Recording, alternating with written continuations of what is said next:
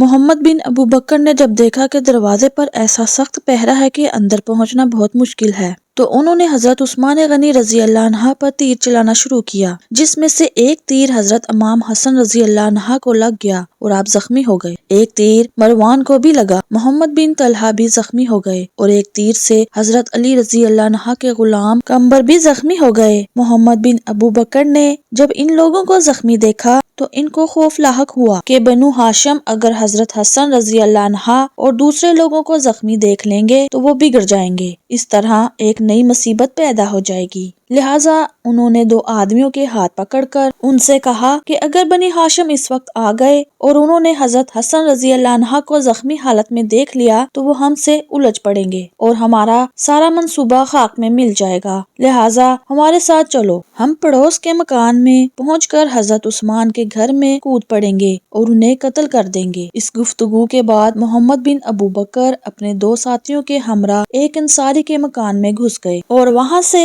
چھت پھاند کر حضرت عثمان غنی رضی اللہ عنہ کے مکان میں پہنچ گئے۔ ان لوگوں کے پہنچنے کی دوسرے لوگوں کو خبر نہ ہوئی، اس لیے کہ جو لوگ گھر میں موجود تھے وہ چھت پر تھے۔ نیچے امیر المومنین کے پاس صرف ان کی اہلیہ محترمہ حضرت نائلہ رضی اللہ عنہ بیٹھی ہوئی تھی۔ سب سے پہلے محمد بن ابو بکر نے حضرت عثمان غنی رضی اللہ عنہ کے پاس پہنچ کر ان کی داڑھی پکڑ لی تو امیر المومنین نے ان سے فرمایا، اگر تمہارے باپ حضرت ابو بکر صدیق رضی اللہ عنہ تجھے میرے ساتھ ایسی گستاخی کرتے ہوئے دیکھتے تو وہ کیا کہتے؟ اس بات کو سن کر محمد بن ابو بکر نے ان کی داڑھی چھوڑ دی، لیکن اسی درمیان میں ان کے دونوں ساتھی آ گئے جو امیر المومنین پر جھپٹ پڑے اور ان کو نہایت بے دردی کے ساتھ شہید کر دیا۔ انا للہ و انا الیہ راجعون۔ جب حضرت عثمان غنی رضی اللہ عنہ پر حملہ ہوا اور دشمن ان کو شہید کر رہے تھے، اس وقت آپ کی اہلیہ محترمہ حضرت نائلہ رضی اللہ عنہ بہت چیخی چلائیں، لیکن بلوائیوں نے چونکہ بڑا شور و غوغا کر رکھا تھا اس لیے آپ کی چیخو پکار کو کسی نے نہیں سنا۔ آپ کی شہادت کے بعد وہ کوٹھے پر گئیں اور لوگوں کو بتایا کہ امیر المومنین شہید کر دیے گئے۔ لوگوں نے نیچے اتر کر دیکھا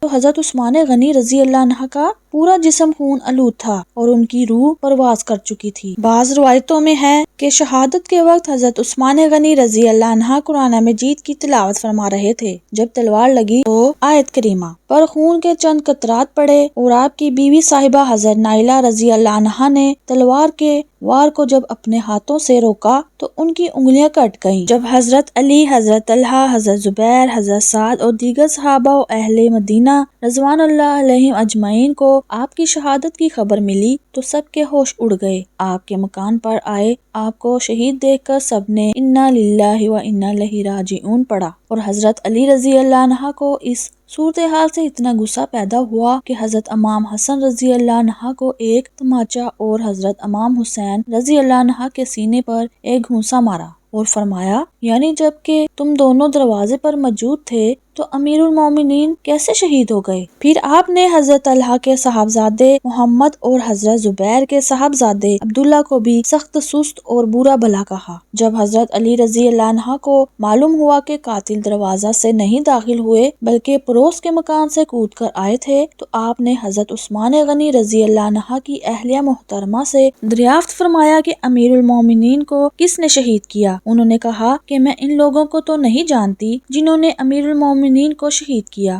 البتہ ان کے ساتھ محمد ابو بکر تھے جنہوں نے امیر المومنین کی داڑھی بھی پکڑی تھی۔ حضرت علی رضی اللہ عنہ نے محمد بن ابو بکر کو بلا کر قتل کے بارے میں ان سے دریافت فرمایا تو انہوں نے کہا کہ حضرت نائلہ سچ کہتی ہیں، بے شک میں گھر کے اندر ضرور داخل ہوا تھا اور قتل کا ارادہ بھی کیا تھا، لیکن جب انہوں نے میرے باپ حضرت ابو بکر صدیق رضی اللہ عنہ کا تذکرہ کیا تو میں ان کو چھوڑ کر ہٹ گیا۔ میں اپنے اس فعل پر نادم اور شرمندہ ہوں اور اللہ تعالیٰ سے توبہ اور استغفار کرتا ہوں۔ خدا کی قسم میں نے ان کو قتل نہیں کیا۔ ابن عسا، کرنے کنانا وغیرہ سے روایت ہے کہ حضرت عثمان غنی رضی اللہ عنہ کو جس نے شہید کیا وہ مصر کا رہنے والا تھا، اس کی آنکھیں نیلی تھیں اور اس کا نام حمار تھا، اور بعض مورخین نے لکھا ہے کہ آپ کے قاتل کا نام اسود تھا۔ بہت ممکن ہے کہ محمد بن ابو بکر کے ساتھ دو بلوائی جو کہ آپ کے مکان میں کودے تھے، اس میں سے ایک کا نام حمار اور دوسرے کا نام اسود رہا ہو، واللہ تعالی عالم۔ حضرت عثمان غنی رضی اللہ عنہ 35 ہجری ماہ ذی الحج کے ایام تشریق میں شہید ہوئے، جبکہ آپ کی عمر 82 سال کی تھی۔ آپ کے جنازہ کی نماز حضرت زبیر رضی اللہ عنہ نے